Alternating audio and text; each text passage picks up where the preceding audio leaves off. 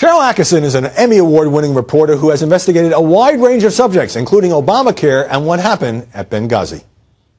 3 current, fairly high-ranking State Department officials, an expert in security, an expert in counterterrorism, and a top diplomat will in essence be contradicting parts of the Obama administration's accounts on Benghazi.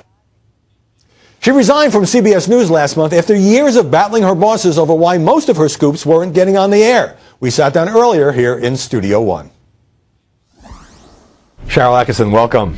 Thank you for having me. You had been covering the Benghazi story for CBS. Former acting CIA Director Mike Morrell recently testified that it was the PR people at the CIA that removed the references to al-Qaeda from the infamous talking points given to administration officials. Is that a significant story at this point?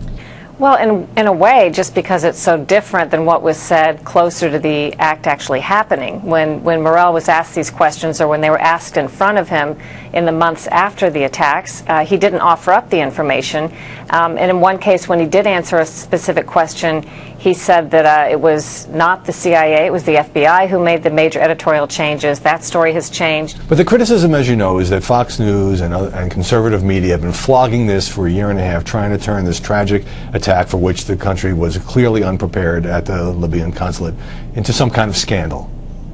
Well, I think that's a strategy in of itself. If you disagree with some damaging facts of things that have happened on your watch, and you can controversialize it or call it political, then perhaps some people won't listen to it. I mean, if you liken it to Watergate, Watergate was at its heart a political scandal in every sense of the word, but it didn't mean it wasn't a legitimate issue to look at, and I don't think anybody today would argue that it wasn't, but there's sort of this tendency now to use a strategy that says, it's political, therefore don't listen to it. And I think there are many valid questions still to be asked. Why did CBS lose interest in your reporting on Benghazi, in your reporting on Obamacare and other subjects, to the point where you were just having difficulty getting on the air? I think that's part of a broader trend that's happening, not just at CBS, but there seems to be, the last couple of years, much less interest in what I call original and investigative in-depth reporting that hasn't been seen elsewhere. There seems to be a visceral reaction to doing stories that could ruffle feathers, whether it's certain people in the political spectrum or even corporate interests. I think there's come to be a narrowing universe of stories that are desired by the broadcasts, and it leaves us with sometimes, I think, newscasts that don't dig very deep. How did you reach the point that you gave up a 20-year career at CBS News and said, I want to be let out of my contract, I need to leave? Well, in the end, it was pretty easy to want to leave because there really wasn't much left for me to do. And I'm not the only one that felt that way about the type of reporting that I do. Other correspondents who feel as though they bring some very good original reporting to the table, not just at CBS but at other networks, feel as though they too are not being appreciated for the type of work that they do. They're being asked instead to sort of copy reporting from other media outlets that have already published something, which is really not what we consider our mission. But what were the objections to these various stories? Was it that you didn't have something nailed down, that you were relying on an anonymous source, or were you obsessed with Benghazi or Obamacare? No, none of those things were ever said to me.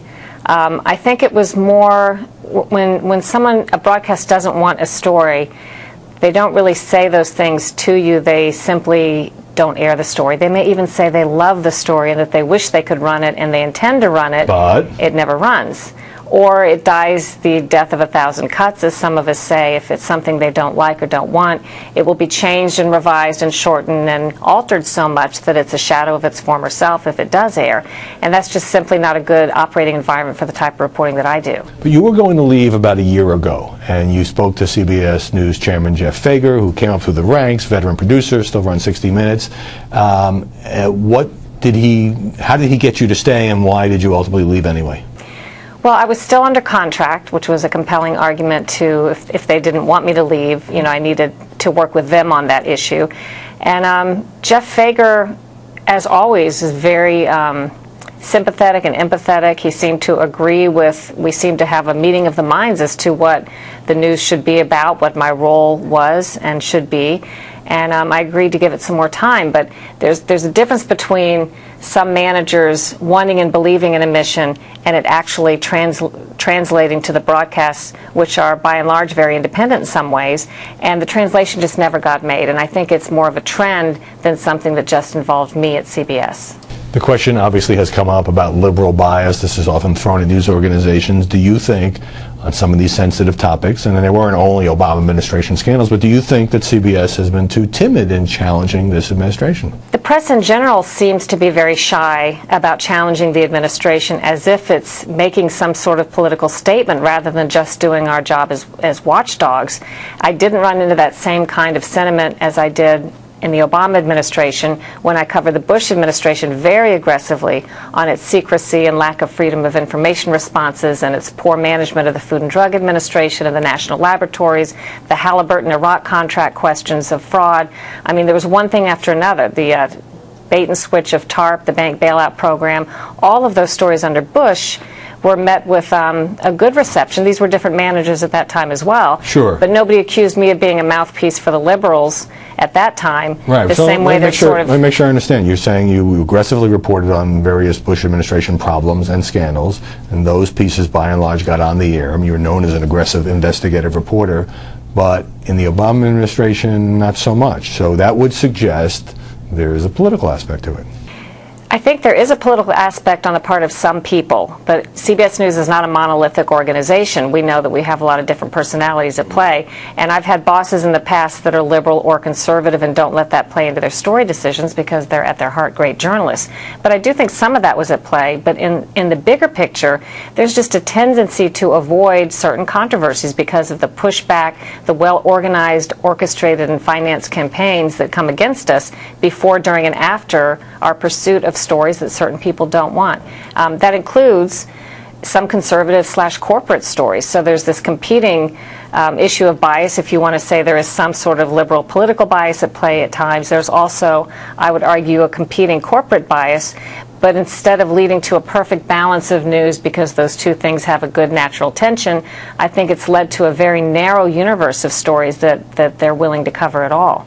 And yet, when you were pursuing Obamacare problems and Benghazi and some of these other stories involving this administration, some on the right were cheering you on, and you were almost being painted as a conservative within a big mainstream network. Did that portrayal bother you? Was it accurate? It didn't bother me at all. I don't care which side. Was it an effort to discredit you in a way by yes, saying, I do think you were that pursuing stories for ideological reasons? Yes, I do think that was part of a strategy or a campaign, especially from people who don't like the stories that you're doing. I was lauded equally at times from by liberals for stories I've done in the past, and that didn't bother the same people the way they were bothered when conservatives lauded me. I don't care which side. I'm happy if the stories that I do receive legitimate recognition from whoever appreciates them, but it's not why I do one thing or another. But I think it's been an effective strategy to try to turn factual stories into a controversy or controversialize the reporter such that maybe some members of the public won't listen to the story. More now of my conversation with the woman who quit CBS News, Sharyl Attkisson. Now, you left in part to write this book, which is called Stonewall: My Fight for Truth Against the Forces of Obstruction, Intimidation, and Harassment in Obama's Washington. So what are the forces of obstruction and intimidation? I think any journalist who's been covering Washington for a few years would agree, and they've agreed in letters written to the White House and in recognition given to the White House over its unprecedented secrecy and lack of FOIA responses and so on, that there is pressure coming to bear on journalists for just doing their job in ways that have never come to bear before. Now, there have always been tensions. There have always been calls from the White House under any administration, I assume, when they don't like a particular story. But it's particularly aggressive under the Obama administration, and I think it's a campaign that's very well organized, that's designed to have sort of a chilling effect, and to some degree has been somewhat successful in getting broadcast producers who don't really want to deal with the headache of it. Why put on these controversial stories that we're going to have to fight people on when we can fill the broadcast with other perfectly decent stories that don't ruffle the same feathers? So are you saying that you and other reporters and journalists have made these observations, obviously, about this administration's hardball tactics? Are you saying that you personally got a lot of pushback from Obama administration officials, White House officials, on stories you were doing, or that they went over your head and tried to apply some pressure to your bosses? Both. I mean, they worked through me, and they often went over my head to the bosses. I didn't always know when they did so, but they would sometimes refer to it later, or I would be copied on an email, or bosses would copy me on emails, and they would consistently tell me, even really the last year or so, if I would write an article online, which would be, you know, sort of the fallback position when something couldn't get on television but was still a great story that could be circulated, I'd publish it online. They would even call about those, or they would call about a headline that they didn't like about the online article. And these articles were perfectly defensible, legal, accurate, factual, legitimate, but I feel like we didn't defend them in some cases as strongly as we should have. When they call and bear that kind of pressure, I think it borders on inappropriate if it's a part of a campaign to sort of stop and influence and manipulate the reporting. Well, what would some officials say to you? I mean, how is this more than the usual sort of working the refs that goes on every day in Washington? Well, rather than providing the information that I think they're required to provide, the public information that we own, and answering questions, it's just a lot of obfuscation, accusations, saying things are phony scandals, bogus, not real, giving misinformation and false information. I mean, that's provably true in some cases, and then modifying it when they're caught doing so. If you try to go back at them for a piece of additional information and you say, you point out that what you said earlier isn't true, they may now in retrospect admit that, but craft a slightly different story. And it's just a tedious process that results in very little real information. And I believe the public owns the information that they're guarding as if there's some sort of corporation almost with PR officials, and that they think we're not entitled to see it or have it. So Sharyl, did you feel like at times you were fighting a two-front war with the administration in order to pry information and deflect these charges of what you're pursuing as bogus, and then with your own management team to try to get something on the CBS Evening News or CBS Sunday Morning? I think that's true of me and of a lot of reporters now. So they do fight these battles on a multifaceted front. Part of that is the job. It's as expected. You have to defend and push your stories internally to get them on television. You have to fight the outside forces that don't like them. But I would say those two things combined were stronger and more forceful than they'd ever been in my 20 years at CBS the last couple of years. You said in the end that leaving CBS News was an easy decision because you had reached a point where essentially you'd hit a wall and most of your stories weren't getting on the air, and you were coming up with what you believe was newsworthy original information and it wasn't making air. But on a personal level, when you had to think about walking away from the place that had been your professional home for so long, talking to your husband about it, wasn't it hard? It wasn't in the end, because they made it so easy to make the choice, because there was really nothing left meaningful for me to do, and it eased into that way of being the last couple of years. So you could have at least served there until your contract had run out and just kind of shown up and done what they wanted you to do. You decided to take a stand. I thought that too. I thought that really I think I could have stayed there as long as I wanted to, and done day of air stories and weather stories and reported for anything that was happening at the moment that they wanted me to do. But I found it increasingly difficult as a journalist to have such terrific access, probably better than I ever have had, to stories and sources and really good information, and yet have almost no outlet for what to do with it, and to disappoint people over and over again, to get sources to go out on a limb, to convince them to come forward, tell you what they know, and then have to go back to them after all of that time and time again and say, I know I said this was a really important story worth going out on a limb for, but actually nobody wants it. It's just this kind of thing you can't do to people. Sharyl Attkisson, thanks very much for joining us. Thank you.